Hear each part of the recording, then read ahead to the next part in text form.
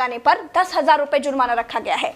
पूरा दिन सड़कों पर वसूली चल रही है। ठीक है, आपने अपनी तरफ से वसूली कार्यक्रम शुरू कर दिया है, लेकिन अस्पताल में बेड ना मिलने पर सरकार पर कितना जुर्माना होना चाहिए?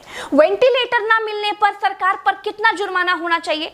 कोरोना टेस्ट ना होने पर सरकार पर कितना जुर्माना होना चाहिए? शमशान में मुर्दा जलाने के लिए लकड़ियां ना होने पर सरकार पर कितना जुर्माना होना चाहिए? शमशानों में दिन दिन भर मुर्दा जलाने की वेटिंग के लिए सरकार पर कितना जुर्माना होना चाहिए? जितने मंत्री और ये मुख्यमंत्रियों ने बंगाल से कोरोना लाकर फैलाया है, उन पर कितना जुर्माना होना चाहिए? बंगाल में बिना मास्क महीने भर से घूम रहे नेताओं पर पर डे के हिसाब से कितना जुर्माना होना चाहिए? क्या सरकारों की कोई जवाबदेही बची है देश में? क्या सरकारों से सवाल पूछने वाला बचा है कोई देश में? क्या कोई पूछ सकता है कि 1 साल से देश कोरोना महामारी झेल रहा है, आपने पूरे देश में कितने नए हॉस्पिटल बनाए हैं? अगर नहीं बनाए तो क्यों नहीं बनाए हैं? क्या कोरोना आपदा में घिरे देश को 1,000 करोड़ के नए संसद भवन की जरूरत थी? क्या देश को 300 करोड़ के नए बीजेपी दफ्तर की जरूरत थी? क्या देश को तत्काल 1100 करोड़ के राम मंदिर की आवश्यकता थी? मंदिर के लिए चंदा मांगा जा सकता है तो हॉस्पिटल बनाने के लिए भी सरकार चंदा मांग सकती थी, लेकिन अस्पताल बनाने की नियत नहीं थी। मूर्ति बनाने की नियत थी तो बना दी। सरकारों ने अस्पताल नहीं बनवाए। क्या इस देश की पब्लिक सरकारों पर कोई जुर्माना लगाएगी?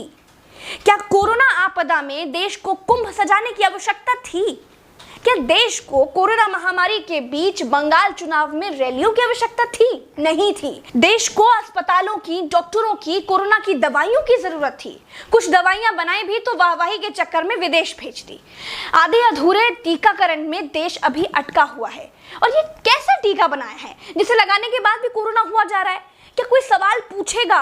चीन ने कोरोना को फैलाया और पूरी तरह से कंट्रोल कर लिया। अपनी जीडीपी में रिकॉर्ड बढ़ोतरी कर ली। चीन से सब कुछ तो ले ही लिया है, सीख भी ले लो। देश में सब आत्ममुग्धता के शिकार हैं। सबको अपनी अपनी तारीफ चाहिए। कुछ ने तारीफ के लिए तो फौज पाल रखी है, और जिनका मन फौज से भी नहीं भरता है, उन्होंने तारीफ के लिए सूचना और जनसंपर्क विभाग बना दिए हैं।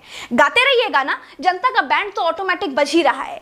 जिनके अगल बगल से कोरोना से लाशें नहीं उठी है ना, वो मेरी बात को नहीं समझ पाएंगे। जो कोरोना की पीड़ा से गुजरे हैं, जिन्होंने कोरोना से मरे हुए लोगों को शमशान में जलते देखा है, जिन्होंने कतार में लंबी लाशें देखी हैं, वो जान जाएंगे कि मैं क्या कह रही हूं और क्यों कह रही हूं।